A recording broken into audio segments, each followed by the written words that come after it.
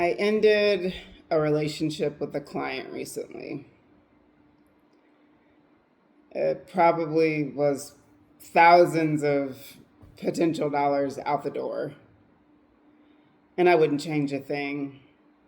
Actually, I'd do it all over again if I had to.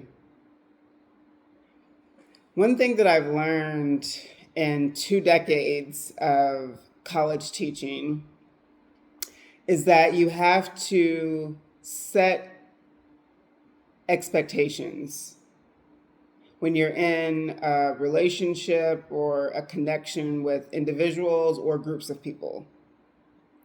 You have to take positions, make firm stances in order to be taken seriously. And I think that this particularly applies to women, and myself, being a Black woman in a educational institution with a significant position, being a professor. I have had to implement these things gradually over the years through trial and error, dealing with many cases of not only students, but even colleagues or administrators within my institution not taking me seriously, disrespecting me. So I learned the hard way, like many things in life. And so I use that as a basis, those experiences, what I learned, what I changed, and how that also changed my relationships have really grounded me in this new work that I'm doing, starting an advisory and consulting business. With this particular client, I had a discovery call, the 30-minute free discovery call. Everything was actually free with this particular client because it's a part of the completion of my certification. So we are required to have several sessions, and it's easier if they're free because you can get more people in. But at this point, we're also at a stage where we can charge. But with this particular client, these were free sessions. So we had our 30-minute discovery call. We had 2 1-hour coaching sessions, and I terminated the relationship after the second coaching session. But if I'm being completely transparent, I probably saw signs with this particular person in the first coaching session, if not the discovery call. Now, there were some things that I really liked about this client. For a time, I thought that this was going to be someone that I worked with for years. I thought maybe we would work together on different projects. We had a lot of things in common. She was a single, divorced woman who was also an activist, had done a lot of international activism, things that I have been a part of as well. So I really admired the work that she was doing. I admired the risks that she was willing to take to uphold her values and what she believed in. I really, really respected that, and I still do. So ending this particular relationship was really difficult for me. I spent at least 3 days pondering what to do, how to go about it. I reached out to the trainer in my program to get some feedback, and she actually suggested that I end things, which was something that was toiling through my mind for a while. Ever since that first coaching session, really. And there were just some things happening that I could no longer deal with. At the end of all of our sessions, I was stressed out. I was dreading the next call, for the most part, because it was difficult in another way, in that I was helping her. I was providing information that stirred up these new ideas and new realizations about how she was, kind of moving through things in life. And she would say, wow, I'd never thought about that before. This was an incredible insight. She gave me really good feedback, so I could tell that there was benefit to our relationship, that the coaching was effective. So it was really hard to end this particular connection when I know that I'm actually helping someone. That's the whole point of this whole thing, is to help people and support people. So that was definitely another thing that held me up. But during our sessions, and this started to happen in our discovery call, but not as much as when we went into the 1 hour sessions. She was constantly interrupting me. And I know that interruptions have become regular and normalized for many people, especially in US society. But it doesn't sit well with a lot of people. I've never really liked it so much, and I tried to not do it a whole lot unless I feel like I need to.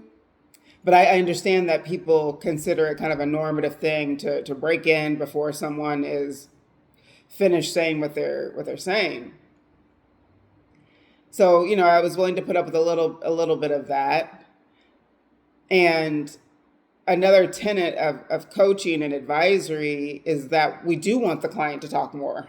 We shouldn't be talking more than like 30 or 40% of the time in a conversation. So I'm always, trying to make space for clients to talk. Of course, I want to understand what's going on so that I can better assist them and support them and guide them.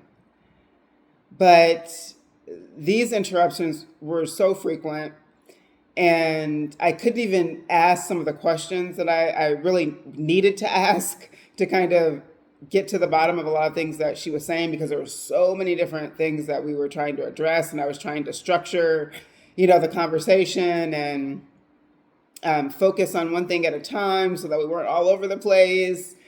And that was just very, very difficult with this particular person, even though at the beginning of the conversation, I would lay out the agenda of how I hope to proceed.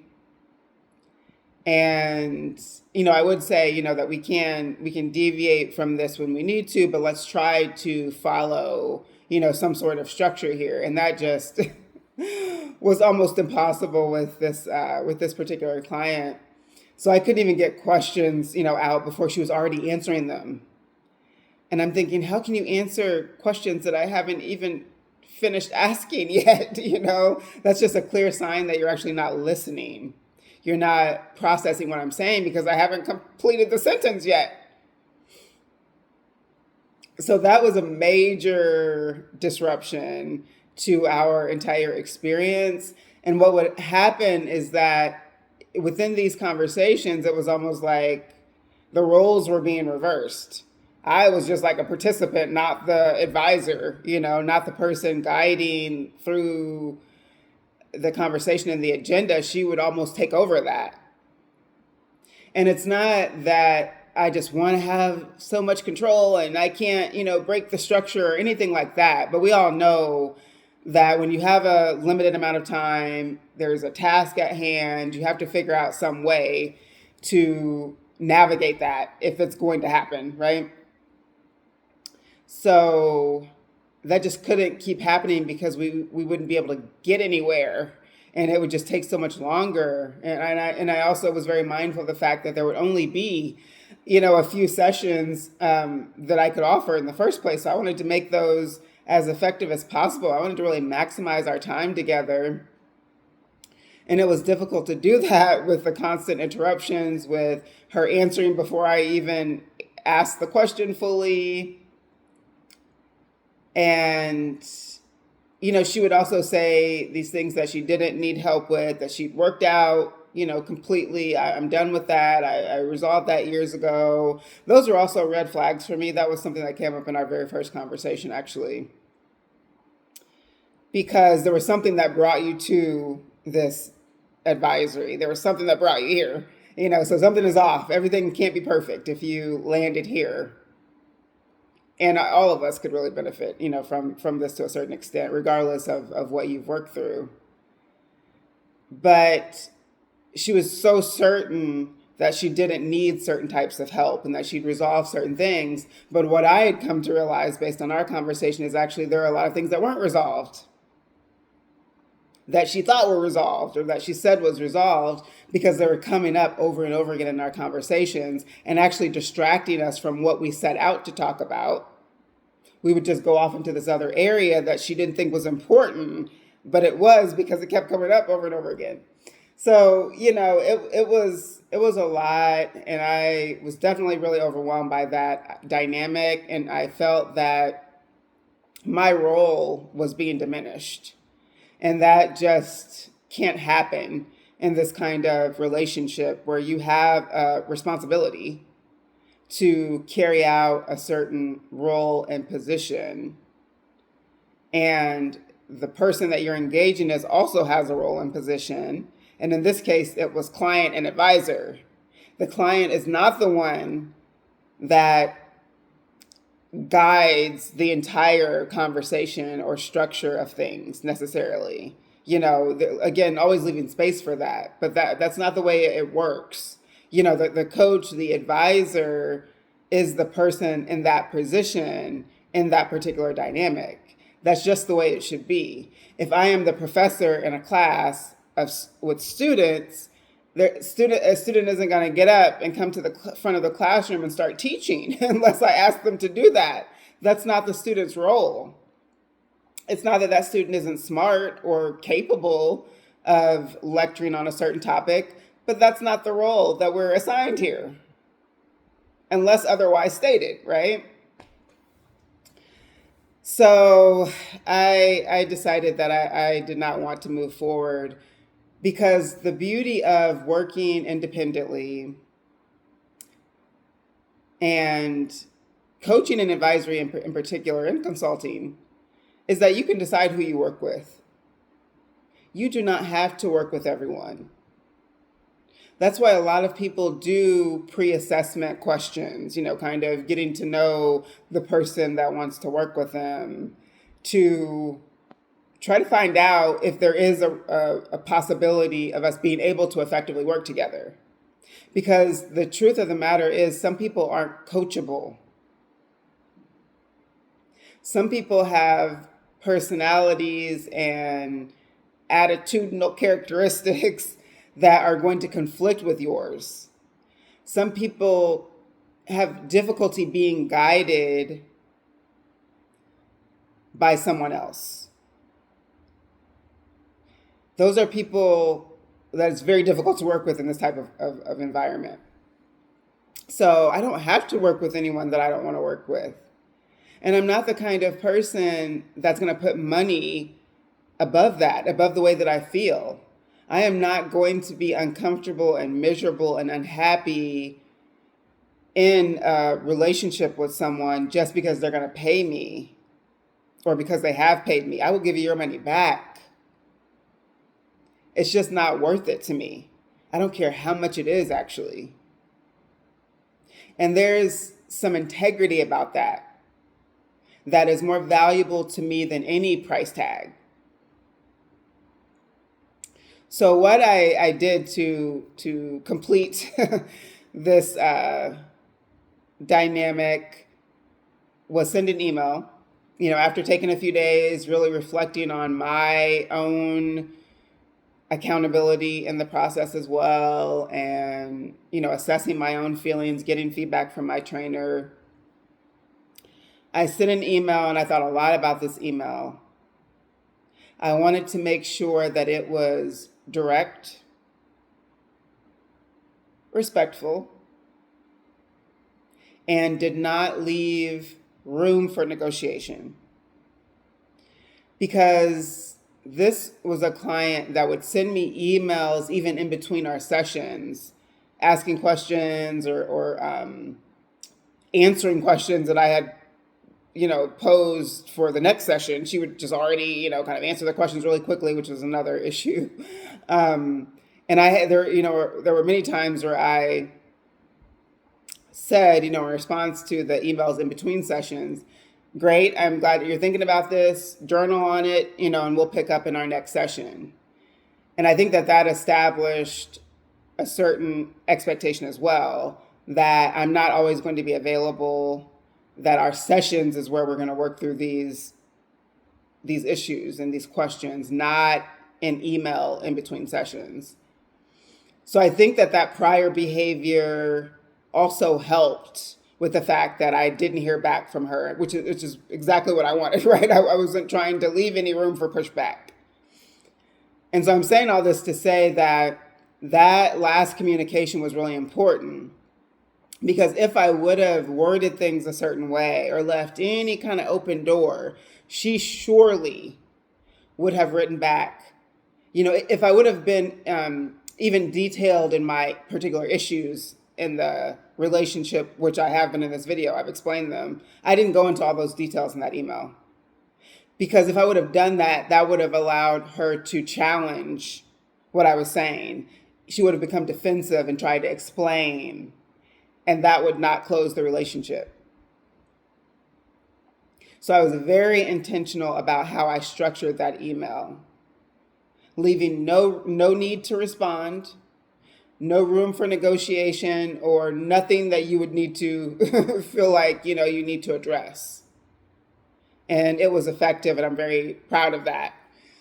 And it's taken some work to develop, that practice, especially in emails and messages, which is something that I'm supporting, women in particular with in my work on authority and decision making, because those types of communication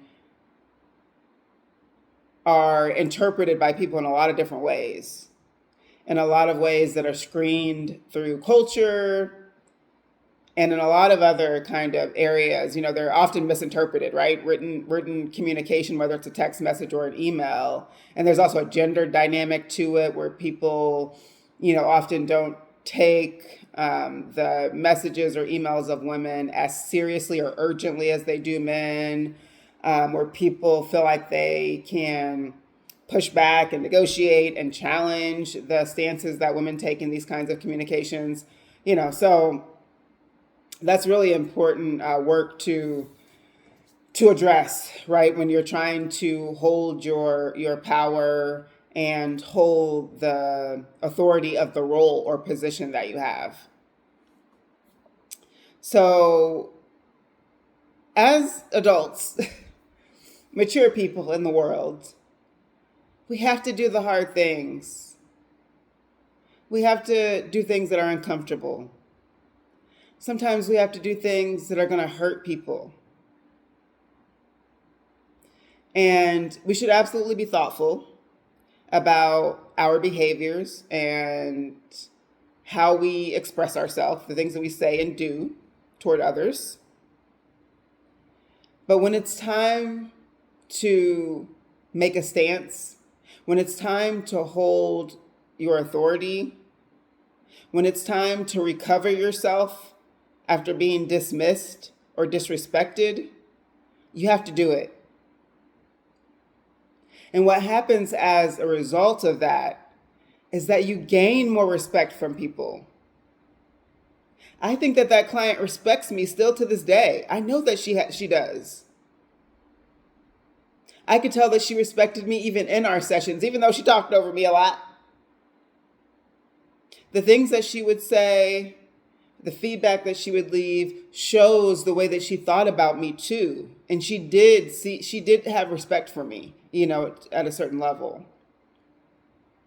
But more importantly, it maintains your own integrity and dignity. And that matters more than what other people think, in my opinion. Think about people that you know in your life who don't play any games. When they say something, they mean it. When they make a decision, there's no point in you even challenging it. And then think about people in your life that when they say something, you're ready to challenge it before they even finish saying it. You don't take it very seriously. You've seen over and over again that they can't hold a position or a stance. It's easy to mow over. What kind of person do you want to be? Which one of those two types of people do you want to be? Because those kinds of patterns get established over time throughout our lifespan, and they absolutely affect all of our relationships, and they even affect the way that we feel about ourselves. That doesn't feel good, to feel like people are running over you, that they're not taking you seriously, that your voice is not being heard, that your opinions don't matter, that your decisions can be dismissed. That can't make you feel good internally. And it's certainly not gaining you any type of respect externally. So if this is something that seems familiar to you, I encourage you to try to change that and start small. Start with maybe a relationship that's pretty, low stakes. There won't be major consequences or risks if you start to change, the dynamics of that relationship. Start there. And just think about the way that you communicate with that person, whether it's verbal or written communication. What things can you change about the tone and the actual words that you use to be taken more seriously? Try it out. Let me know how it goes. Let me know how it feels when you do that. And let me know if it changes the dynamic of that relationship, because I tell you, that's one of the most beautiful things when you see other people actually start to change the way that they engage with you. Your interactions actually change because you have established a new standard. That's amazing. It feels so good. And we all deserve that. We all deserve that. This is Class with Prof. Eve, where we try to make sense of things that happen in everyday life using a sociological perspective. Thank you so much for watching. Don't leave before you like the video or subscribe to the channel, and I'll see you next time. Peace.